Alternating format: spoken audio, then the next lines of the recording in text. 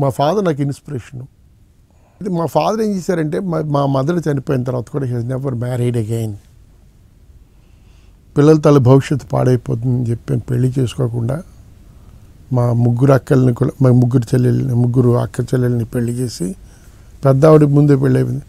తర్వాత నన్ను పెళ్లి చేసి తర్వాత నా కాలేజ్ స్టడీస్ అంతా అయిపోయింది, నా ఉద్యోగం అంతా అయి ఆయన అలా ఉండిపోయారు. ఆయన తర్వాత ఆఫ్కోర్స్ కానీ ఆయన సంపాదన ఏ విధంగా చేశారంటే మీకు తెలుసు బతకలేక బడి పంతులు అనేది మన పూర్వ సామెత.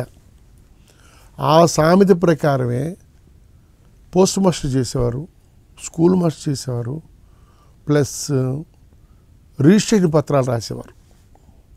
పూర్వం చదువు ఎక్కువ ఉండేది కాదు. 15 గ్రామాలకు వచ్చిన ఎలిమెంటరీ స్కూల్ ఉండేది మా ఊళ్ళో.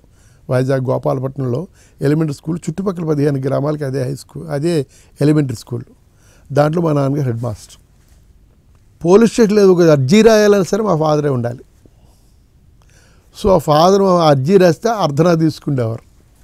మా నాన్నగారు పోస్ట్ మాస్టర్ కాబట్టి ఉత్తరం ముక్క రాయాలని మా నాన్నగారి దగ్గర రాయించుకొని అక్కడే పోస్ట్ చేసేవారు. కాబట్టి అలా రాస్తే కానీ ఇచ్చేవారు. ఇది మా నాన్నగారు ట్యూషన్స్ పక్క నుంచి చెప్తుండేవారు పక్క నుంచి. ఈ విధంగా ఆయన ఆ టైంలోనే 1953లో మాకు ఇల్లు కట్టారు. ఆయన 53లో బతకడానికే లేనంటువంటి కాలంలో ఓ ఇల్లు కట్టి మాకు ఒక స్థానాన్ని ఏర్పరిచి అంత ఆ విధంగా కష్టపడ్డాడు ఆయన.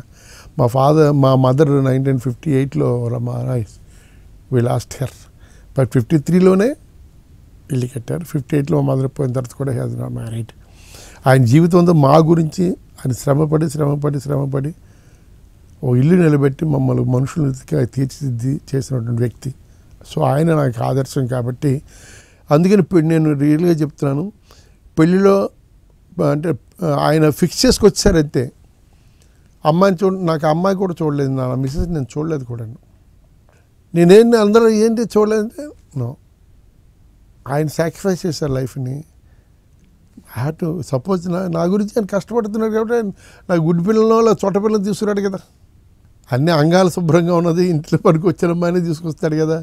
అంచేది ఆయన ఎవరిని కట్టమంటే ఆయన తాళి కట్టేయడానికి సిద్ధపడ్డా.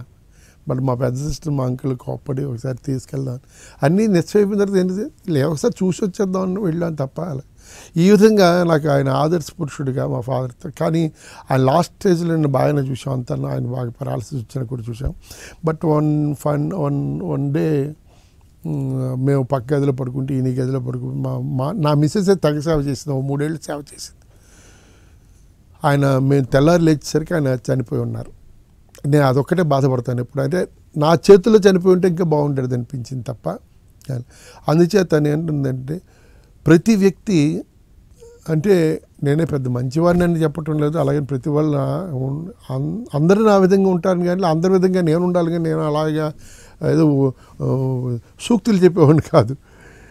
నేనంటుంది ఏంటంటే తల్లిదండ్రుల్ని మీ శాయశక్తుల వీలున్నంత వరకు మనం వాళ్ళకి ఇవ్వాల్సినటువంటి మర్యాద, మన్నన, గౌరవం అన్నీ ఇచ్చి వాళ్ళని కాపాడుకోవాల్సిన బాధ్యత మనకుంది. ఎందుకంటే వాళ్ళే మనకు మూల పురుషులు, వాళ్ళే మనల్ని జీవితాలను తీర్చిదిద్దినటువంటి మహానుభావులు. వాళ్ళ నుంచి మనం నేర్చుకోవాల్సింది చాలా ఉంది. అందుచేత వాళ్ళకి ఇవ్వాల్సిన స్థానం ఇచ్చి తీరాలి, వాళ్ళ పాదసేవ చేసి తీరాలి. ఆయనే నాకు